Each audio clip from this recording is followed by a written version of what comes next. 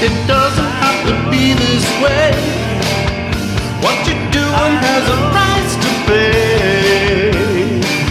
And I know, been there before, long before you were born.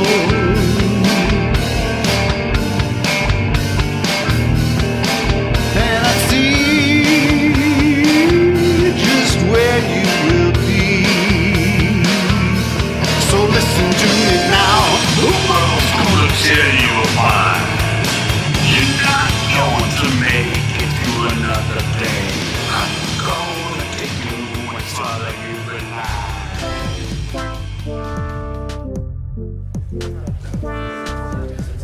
The Jim and Terry Show coming to you from the Hobbit Hole Studio in Bobcaygeon. I'm your host, Terry, and ... fill in the blank with Jim. Jim couldn't make it today. He's got various dog-sitting duties to attend to, so I'm going to catch you up on things that Jim and I would have talked about if Jim was able to be here. Clink, clink, Jim. I hope you're at home and maybe having a coffee as well. Things in the news, things that are worth exploring are on the menu for today. And I'm going to catch up on some current events, I think, first, and just go through a list of stuff that's intriguing to me. On my list, I happen to watch, because I'm keenly interested, in the Jim Jordan Committee of the House investigating the weaponization of, and in this case, yesterday it was about, whistleblowers from the FBI and the claim, the allegation of weaponizing the FBI, that the FBI is a hotbed of liberal ne'er-do-wellness, deep state this and that, and malpractice, malfeasance, and all things nasty. Nasty. Wasn't that a word that Trump used of the CNN reporter? We'll get to that in a moment. Yesterday, I did tune in for a while, maybe about for the first hour or so, to get a bearing. A bearing means you take out your compass, in this case, the moral compass of life, that adjudicates good, bad, right, and wrong, and get a sense from the testimonies and the way the whole proceeding was going on, where Jim Jordan's committee, he's the ranking member, so he has the chair, asked whistleblowers from the FBI to come and make an appearance. And I have a couple of questions. If you can tell anything by tone, by language, by mannerisms, I would have to say that the GOP under Jim Jordan's tutelage is a whole bunch of malcontents themselves, out to prove something, anything, out to tear something down, burn something up, whether it's Ron DeSantis in Florida banning books, or LGBTQ2S plus rights, or going to battle with culture wars on Disneyland. How's that going, Governor DeSantis?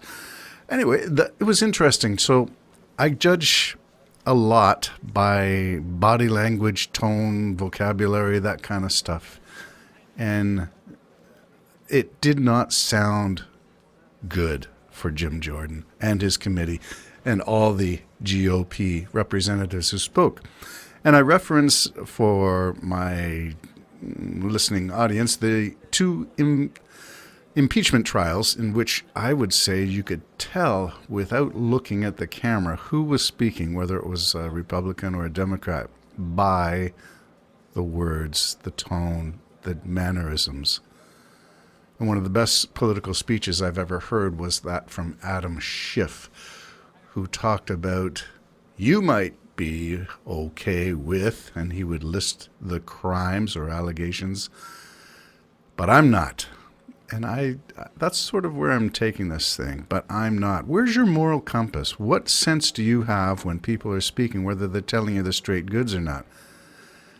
I don't know about an internal radar or the little angel and devil working out the conversation on your left and right shoulders. Left being for the devil because the left in Latin is sinistra, which is sinister. for all you left-handed people, of which I am sort of one, being a lefty at some sports and a righty at some others. Sort of a mixed thing.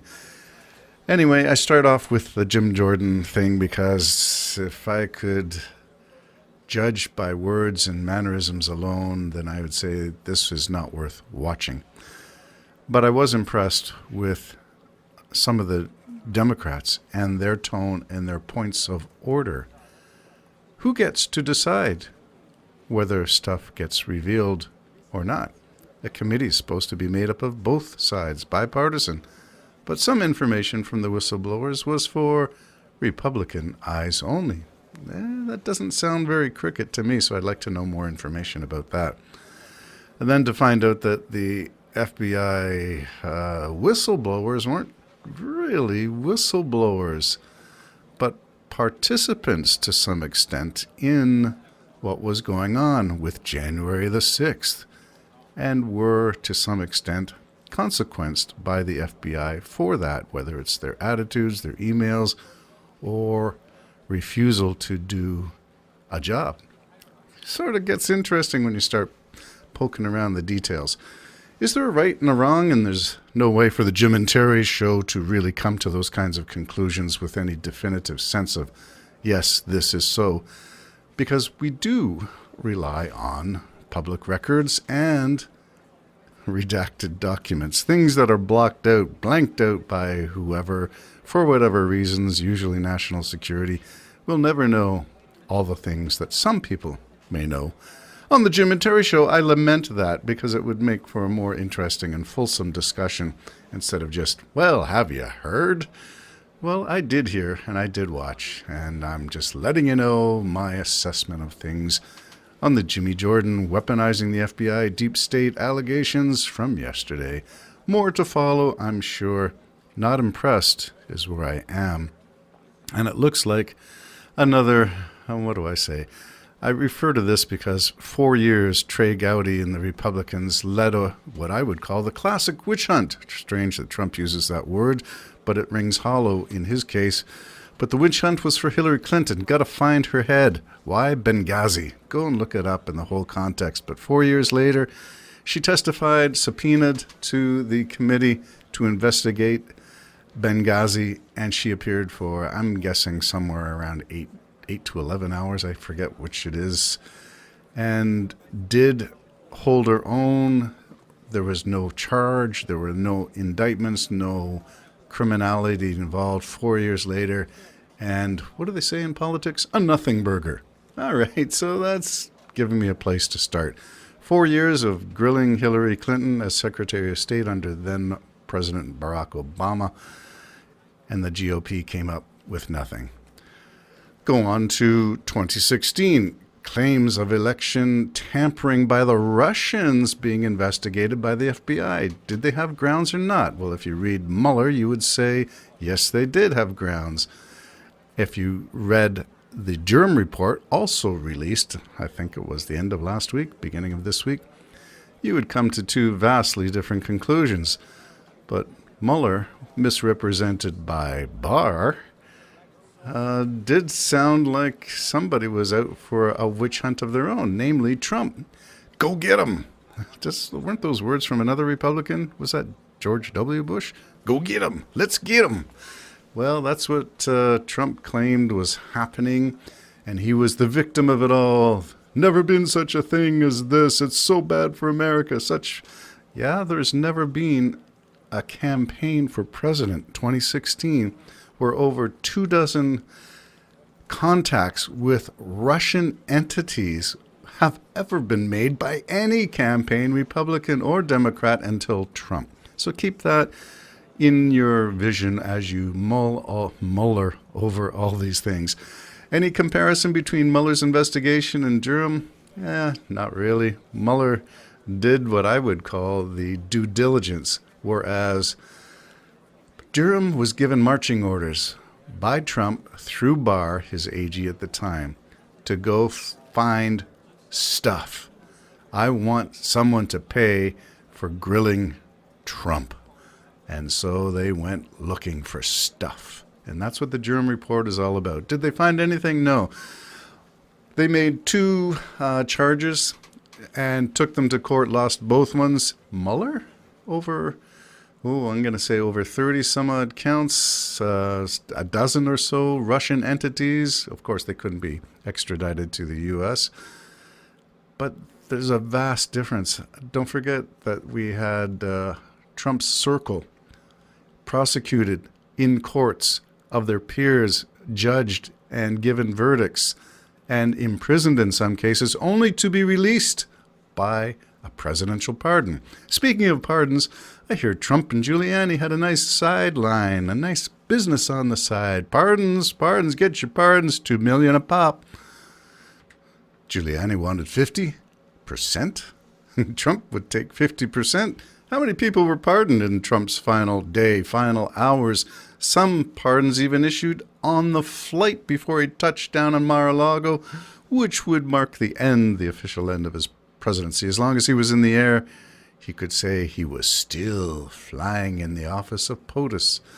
So much to really take stock of and file in some kind of historical filing cabinet, where things that we might not understand fully now because of the lack of fulsome public recording, we do have hints of, and I think some indictments are in the works, but we shall see. Is there a barge outside of Guantanamo Bay for all the Democrats, including Adam Schiff, who they want to toss out? Led the impeachment 1, I think. Yeah, I'm not sure you're going to get that if you're a Republican. So let's stay tuned and hope that there's some sense of normalcy returning to politics. Someone recently told me that politics is a clown show.